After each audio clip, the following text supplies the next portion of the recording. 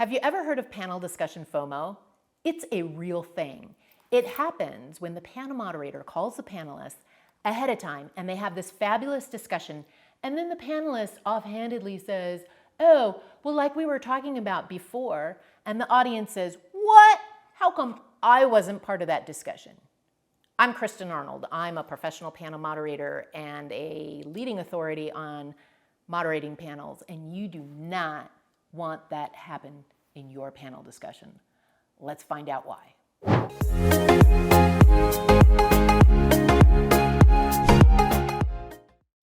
Yes, you do want to connect with your panelists. You want them to know you. You want to get to know them.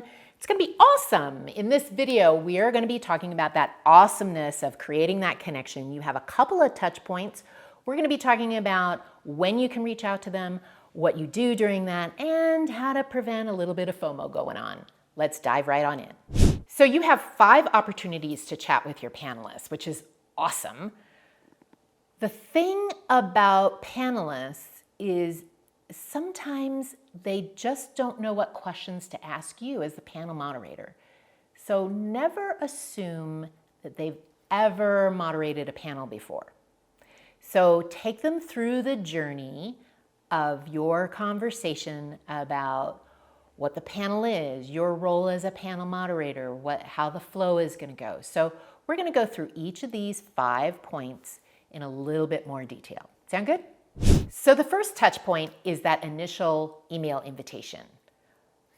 Hopefully you've received a copy of it. I can't tell you how many times I never got a copy of the invitation, so I have no idea what the panelists have been told the panel is about or what they're going to be doing.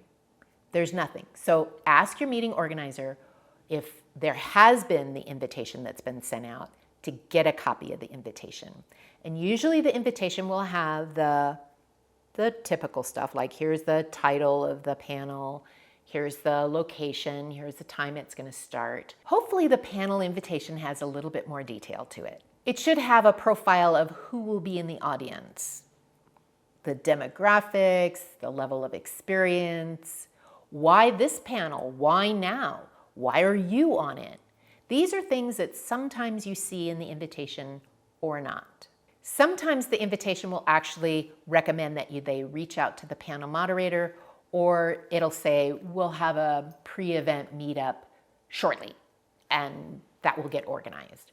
Hopefully that is in there, as well as maybe any kind of promotional activity that might occur. Generally, I don't see that in the invitation, but it could occur as well.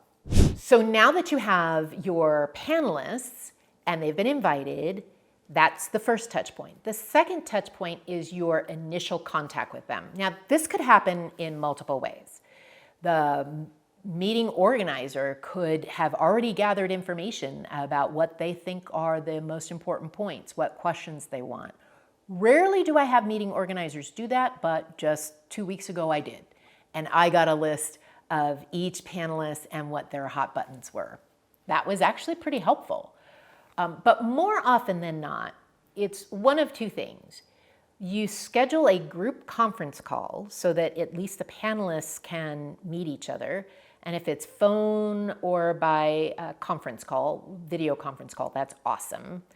Chances are there's going to be a couple of people who can't make it, so record that call so that they can get clued in. Or if you're dealing with pretty busy people, they're not able to coordinate schedules, you might have to do a one-on-one. That first call, that initial meetup, so to speak, is really a great time for you to introduce yourself, your role as the moderator, get to know them, ask them some pretty open-ended questions about why did they think that they were invited, what are the key points that they want to convey to the audience, and just kind of a little bit of rapport building and an understanding. Now, in the meantime, you're collecting ideas for what potential questions or methodologies you might use. Like your panelists might go, I'd be really interested to know how many people in the audience even know anything about this topic.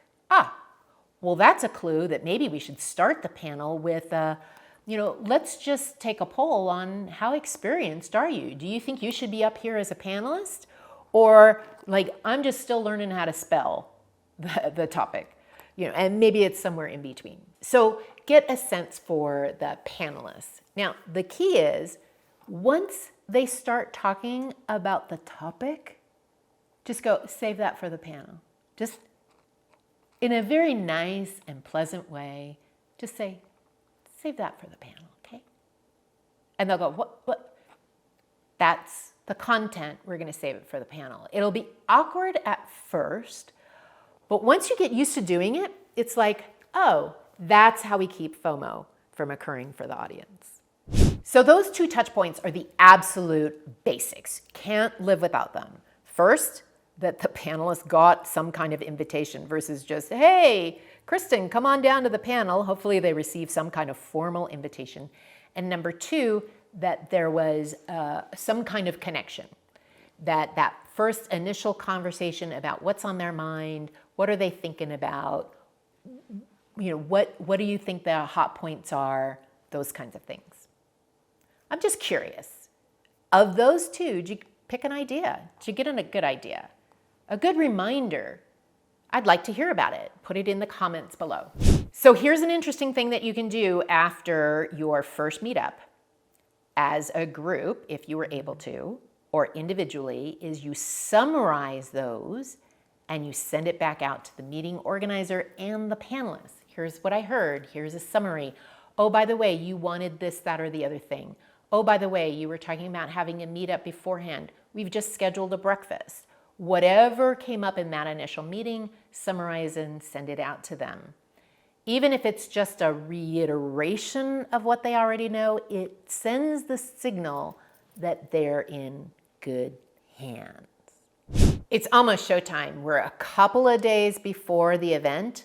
You want to send a final confirmation. You'd be amazed at how many panelists show up the day before or the day after, which really is not helpful for you. So send a final confirmation email. Depending on who they are, you might want to actually call them just to make sure that they are going to be in the right spot at the right time. It's also a pretty good time for you just to kind of share the high-level agenda with them, just so that they remember what's going to happen. Another great touch point is sometime before the panel discussion. I call it breaking bread. Let's have a meal together. The ground rule of that breakfast, lunch, dinner, grab coffee together is whenever anybody starts talking about the panel content, is we actually check each other and say, save that for the panel. And you know what happens is people pick up on it pretty easily. If you've said it a couple of times, they pick up on it and it's just fine. The last touch point is right before. They need to be in the room maybe 15 minutes, 30 minutes before, depending on the AV. If there's an AV requirement, they're going to need to be mic'd and lavaliered, or maybe a headset, or you just never know. Sometimes people are wearing the wrong thing. For example, if there's a backdrop that is black and they weren't told that it's a black drop, say that fast 3 times. If there's a black backdrop and they're wearing a black jacket, then they just look like a floating head, and it just looks awful. And so what you might find is that somebody says, oh, let me go get a different jacket, whether they have it up in their hotel room or maybe they have a friend and they swap jackets. I've seen that happen too.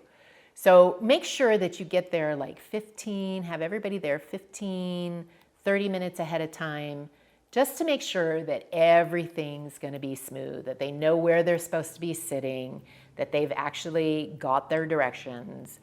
That's the final meetup, so that you can have an awesome panel discussion. So we've just covered the 5 times that you would reach out to your panelists so that you can have an awesome panel discussion. If you like that, we've got a 7-part free series, video series at howtomoderateapanel.com. Hope to see you there. Thanks for watching.